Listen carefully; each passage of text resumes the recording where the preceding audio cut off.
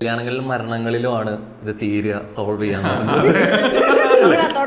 പക്ഷേ ഇതവിടെ തുടങ്ങി, പക്ഷെ അവിടെ തീരുമെന്ന് പ്രതീക്ഷിച്ച ഒരു വ്യക്തിത്വം ഉണ്ടായിരുന്നു. സ്വാഭാവികമായിട്ട് റോക്കി കാണും ചെയ്തില്ല, ശരിക്കും വിളിച്ചില്ല എന്നുള്ളത്. അത് അദ്ദേഹം ശരിക്കും എത്തരത്തിൽ പിന്നെ കോണ്ടാക്ട് ഉണ്ടായില്ല. എനിക്ക് വേണ്ടാത്തതുകൊണ്ടാണ്. കാരണം ഞാനിപ്പോ ബിഗ് ബോസ് വെച്ചിട്ട് മേ ബി എല്ലാവർക്കും മറക്കും. നമ്മൾ ബിഗ് ബോസിലെ ഇപ്പൊ ആ കഥ പറയുമ്പോഴേക്കും അങ്ങനെയാണെന്ന് ഓർത്തെടുക്കാനേ പറ്റുള്ളൂ. ഞാൻ ആദ്യം പറഞ്ഞ കാര്യം, എനിക്ക് ആ വ്യക്തിയോട് കംപ്ലൈന്റ് ഇല്ല, പരാതിയില്ല.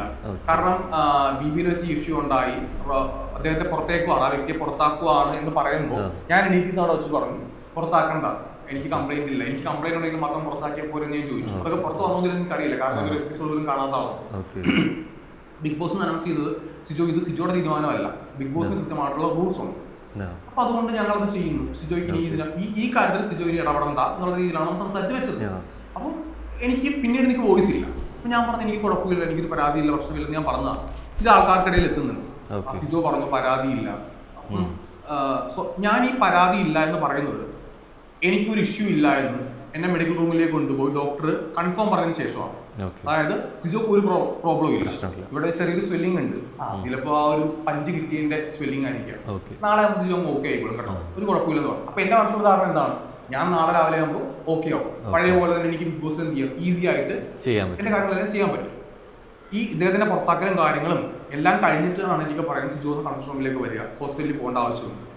ഹോസ്പിറ്റലിലേക്ക് തന്നെ കൊണ്ടുപോകും. അദ്ദേഹത്തിനൊക്കെ പുറത്താക്കി കഴിഞ്ഞു. ഹോസ്പിറ്റലിൽ കൊണ്ടുപോയിട്ട് ഒരു എക്സ്റേ എടുക്കുന്നു. എക്സ്റേക്ക് അത് വിസിബിൾ അല്ല, സ്കാൻ ചെയ്യണമെന്ന് പറയുന്നു, സ്കാൻ ചെയ്യുന്നു. ഈ സ്കാനിങ്ങിന് ശേഷം അപ്പോഴും എൻ്റെ അടുത്ത് എന്താണ് ഇഷ്യൂ എന്ന് എൻ്റെ അടുത്ത് പറഞ്ഞിട്ടില്ല.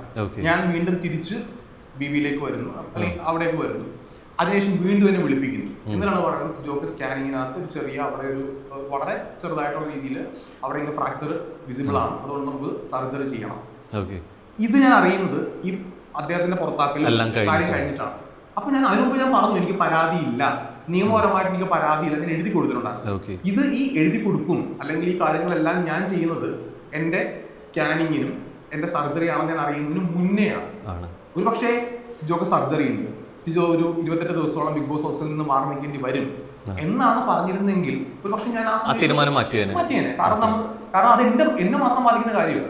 ബിഗ് ബോസ് കാണുന്ന ആൾക്കാർക്ക് ആർക്കും ഒരു പക്ഷെ അന്ന് എന്നെ ഓർത്ത് സങ്കടപ്പെട്ട് പ്രാർത്ഥിച്ച ആൾക്കാരൊക്കെ, അല്ലെങ്കിൽ സിജോനെ എതിർക്കുന്ന ആൾക്കാർക്കൊക്കെ ഒരു പക്ഷെ ആഘോഷമായിരിക്കും. ഈ ഒരു പക്ഷേ ഇപ്പൊ ഇത് സംഭവിച്ചു എന്നുള്ള സംഭവം പറഞ്ഞു, ഇത് ശരിക്കും ഈ എത്രത്തോളം ഇതിന്റെ തീവ്രത മറച്ചു വെച്ച് ശരിക്കും സിജോന്റെ ഭാഗത്തൊരു ഇഷ്യൂ ഉണ്ടാവരുത് എന്നുള്ള ബോധപൂർവ്വമാണെന്ന് തോന്നുന്നുണ്ടോ? തീർച്ചയായിട്ടും. കാരണം ഞാൻ 2-3 കാര്യങ്ങളുണ്ട്. ഒന്നിപ്പോ ഞാൻ ഒരു നേരത്തെ നമ്മൾ പറഞ്ഞ കാര്യങ്ങൾ കൂടിച്ചേർക്കാം. ഞാൻ അധ്യാപകനായിരുന്നത് കൊണ്ട് ഒരു സ്ഥലത്ത് പെരുമാറേണ്ട രീതികളെ കുറിച്ച് എനിക്ക് മോശമല്ലാത്ത രീതിയിലുള്ള ധാരണ എനിക്കുണ്ട്.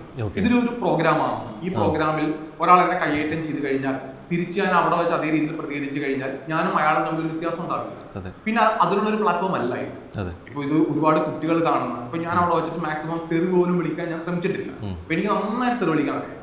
നമ്മളെല്ലാവരും ഞാൻ ചീത്ത വിളിക്കുന്ന ആളാണ്, നന്നായി ചീത്ത വിളിക്കുന്ന ആളാണ്. പക്ഷേ അവിടെ വെച്ച് എന്തുകൊണ്ട് ചീത്ത വിളിച്ചില്ല എന്ന് ചോദിച്ചു കഴിഞ്ഞാൽ മനഃപൂർവ്വം വിളിക്കാവുന്നതാണ്. അത് മറ്റേ മാസ്ക് ഇട്ട് നിൽക്കുന്നതുകൊണ്ടല്ല, കാരണം ഒരുപാട് ആൾക്കാർ കാണുന്നതാണ്. അങ്ങനെ നമ്മൾ വായി തോന്നിയേക്ക് വിളിച്ച് പറഞ്ഞിട്ട് നാളെ അത് അസിജോനെ കണ്ടിട്ടാണ് ഞാൻ ഇങ്ങനെ ചെയ്തെന്ന് പറഞ്ഞു കഴിഞ്ഞാൽ എനിക്കൊരു ഉത്തരവില്ല. അപ്പം അവിടെ വെച്ച് ഞാൻ ഒരാളെ ഇടിക്കുകയാണ്, ഞാൻ തിരിച്ചപ്പം തന്നെ അടി വെച്ച് കൊടുക്കാൻ പുറത്താണെങ്കിൽ പ്രശ്നം തല്ലും.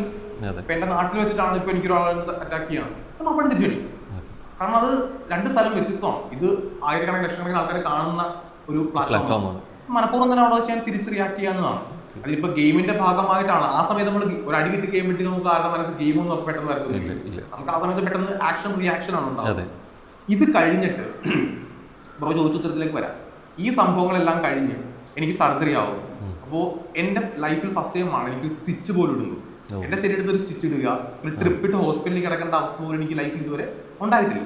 എനിക്കൊരു പനി വരും, ചുമ വരും, ഞാൻ കൊണ്ട് കാണിക്ക് തിരിച്ചുകൊണ്ട് വീട്ടിൽ പോരും. ഫസ്റ്റ് ടൈം ആണ് എനിക്ക് സർജറി. എന്റെ സർജറിക്ക് എന്റെ വീട്ടിലുള്ള ആരും എന്റെ കൂടെ ഇല്ല. എന്റെ അച്ഛനില്ല, അമ്മയില്ല, എന്റെ സഹോദരങ്ങളില്ല, അച്ഛനില്ല, ആരും സുഹൃത്തുക്കൾ ആരും എന്റെ കൂടെ ഇല്ല. സർജറി കഴിഞ്ഞ് ഞാൻ മിണ്ടാൻ പോലും പറ്റാത്ത അവസ്ഥയിൽ എനിക്കൊന്നും മൂത്രം ഒഴിക്കാൻ പറ്റത്തില്ല. കാരണം അന്ന് എന്റെ മൂത്രം പോകുന്നില്ല. സർജറി കഴിഞ്ഞിട്ട് എനിക്ക് അന്ന് സർജറി കഴിഞ്ഞിട്ട് ഒരു ഇൻഫെക്ഷൻ ഉണ്ടായി. എന്റെ ദേഹം മൊത്തം റെഡ് കളറിലായി, പിമ്പിൾസ് പോലെ വന്നിങ്ങനെ മൊത്തം റെഡായി. എനിക്ക് മര്യാദക്ക് ആഹാരം കഴിക്കാൻ പറ്റുന്നില്ല. ഇതെല്ലാം ഞാൻ ഈ വേദന അനുഭവിക്കുന്ന സമയത്താണ് ഞാൻ ഒരു സുഹൃത്തിനെ പോലും ഏറ്റവും ആദ്യമായിട്ട് കാണുന്നത്. കാരണം എന്റെ വീട്ടിൽ ഇവരെയൊക്കെ അറിയിക്കുന്ന സർജറിക്ക് ശേഷമാണ്. സിജോയുടെ സർജറി കഴിഞ്ഞു എന്നാണ് വീട്ടുകാരെ പോലും അവർ വിളിച്ച് അത് അവരെന്നെ ടേക്കർ ചെയ്യുന്നുണ്ട് നന്നായിട്ട് തന്നെ. അവർ ബിബിയുടെ ടീമിനെ നന്നായിട്ട് നോക്കുന്നുണ്ട്. പക്ഷെ ഇതെല്ലാം ഇപ്പം ഞാൻ അനുഭവിക്കുന്ന മാനസികമായിട്ടുള്ള സംഘർഷം ഉണ്ട് ആ സമയത്ത്. ഓക്കെ, ഞാൻ അതെല്ലാം പോട്ടെ നോക്കാം. 28 ദിവസം ഞാൻ മാറി. ഈ 28 ദിവസം ഞാൻ മാറി നിന്നപ്പോഴത്തേക്കും ഞാൻ തിരിച്ച് കയറും എന്ന് എൻ്റെ അവർ പറയുന്ന സമയത്ത് ഞാൻ ചോദിച്ചു, ഞാൻ എൻ്റെ വീട്ടുകാരെന്ന് കോൺടാക്ട് സംസാരിച്ചോളൂ, കുഴപ്പമില്ല. അപ്പോൾ എൻ്റെ കൂടെ അവരുണ്ട്, ഞാനിങ്ങനെ സ്പീക്കറോട് സംസാരിച്ചിരിക്കുകയാണ്. ഞാൻ വേറെ ഒന്നും ഞാൻ ചോദിച്ചില്ല. ഞാൻ ചോദിച്ചത് ആ വ്യക്തി നിങ്ങളെ കോൺടാക്ട് ചെയ്തോ എന്നാണ് ഞാൻ ചോദിച്ചത്. അതായത് ഈ പ്രവൃത്തി ചെയ്ത വ്യക്തി നിങ്ങളെ കോൺടാക്ട് ചെയ്തോ? അവർ പറഞ്ഞു കോൺടാക്ട് ചെയ്തിട്ടില്ല.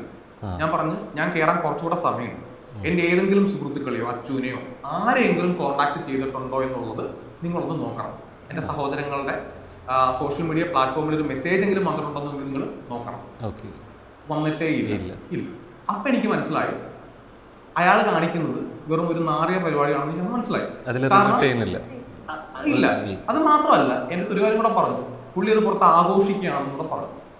ഓക്കെ, ആഘോഷം എന്താണെന്ന് ഞാൻ അറിയുന്നില്ല, എന്താണ് ആഘോഷിക്കുന്നത്, ഏത് രീതിയിലാണ് ആഘോഷിക്കുന്നത് അതൊക്കെ ഞാൻ അറിയുന്നത് ഞാൻ പുറത്തായി വന്നതിന് ശേഷമാണ്. ഈ ആഘോഷിക്കപ്പെടുന്ന വേർഡ് പറയുമ്പോഴത്തേക്ക് എനിക്ക് ഊഹിക്കാം ഏത് രീതിയിലാണ്. അപ്പം നമ്മളാണുങ്ങളാണല്ലോ, നമുക്ക് മനസ്സിലാവില്ല ഒത്തിരി ഞാൻ ഇടിച്ചു എന്നുള്ളത് ഒരു ഗമയായിട്ട് കാണുന്ന ഒരാള്. അപ്പൊ എനിക്ക് മനസ്സിലായി പുള്ളിക്കകത്ത് അവിടെ വെച്ച് ഇപ്പൊ ഞാൻ സുഹൃത്തായിട്ട് കണ്ട ഒരാളെ പോലും ഞാൻ തല്ലില്ല. ഞാനിപ്പോ നമ്മൾ പരിചയപ്പെടും, ഓക്കെ, നമ്മൾ പരിചയപ്പെട്ട് നമുക്ക് ഒരു സൗഹൃദം ഉണ്ടായി കഴിഞ്ഞാൽ എനിക്ക് കൈ പൊക്കാൻ തോന്നില്ല. ചിലപ്പോൾ നമ്മൾ ചീത്ത പിടിക്കും, കൂടിപ്പോയി മുന്തും ദേഷ്യപ്പെട്ട്, അല്ലാണ്ട് കൈ പൊക്കി അടിക്കില്ല. അപ്പൊ ഞാൻ ചിന്തിച്ചു, എനിക്ക് അത്യാവശ്യം ബോധം വീരോളത്തിനാണല്ലോ. അപ്പം എൻ്റെ നേരെ അയാളൊരു ഈ ഒരു പ്ലാറ്റ്ഫോമിൽ വെച്ച് കൈപൊക്കി എന്നെ ഇടിച്ചിട്ടുണ്ടെങ്കിൽ ഒന്നെങ്കിൽ ആ വ്യക്തിക്ക് ബോധമില്ല, ഒന്നെങ്കിൽ ബോധമില്ലാത്തൊരുത്തനാണ്. അതായത് ഇടക്കിടക്ക് മാത്രം ബോധം വരുന്ന, അല്ലാത്തപ്പോൾ സ്വബോധം നഷ്ടപ്പെട്ട് നിൽക്കുന്ന ഒരു വ്യക്തി ആയിരിക്കാം. അല്ലെങ്കിൽ ആ പരിഗണനകള് അദ്ദേഹം പിന്നെ എനിക്ക് ആ സൗഹൃദത്തിന്റെ ആവശ്യമേ എനിക്കില്ല. അങ്ങനെ ആ സൗഹൃദം കംപ്ലീറ്റ്ലി കട്ട് ചെയ്തിട്ടാണ് തിരിച്ച് ബിബിയിലേക്ക് ഞാൻ വരുന്നത്. പിന്നീട് ഞാൻ ഇതെല്ലാം കഴിഞ്ഞ് ഞാൻ പുറത്തിറങ്ങിയതിന് ശേഷം പിന്നീട് കാണുന്നത് ഒരു കോമാളിയെ പോലെ ഇത് ആഘോഷിക്കുന്ന ഒരു വ്യക്തിനെയാണ്. അപ്പൊ എനിക്ക് മനസ്സിലായി ഒരു പരിഗണനയും ആ വ്യക്തി എന്നെ അർഹിക്കുന്നേ ഇല്ല, അതിന്റെ ആവശ്യം ഇല്ല. പിന്നീട് ഋഷിയുടെ കല്യാണ സമയത്ത് എനിക്ക് തോന്നുന്നു ഒരു 100 മീഡിയാസ് അവിടെ ഉണ്ട്. അപ്പോൾ ഞാൻ ഇറങ്ങി എൻ്റെ 2ാമത്തെ സർജറിയും കഴിഞ്ഞ് ഞാൻ ഫിസിക്കലി ഒരുപാട് ബുദ്ധിമുട്ടിയതിന് ശേഷമാണ് ഞാൻ ഋഷിയുടെ മാരേജ് എല്ലാം ഓക്കെ ആയി, ഫിസിക്കലിയൊക്കെ ഓക്കെ ആയിട്ട് ഞാൻ ചെല്ലുന്നത്.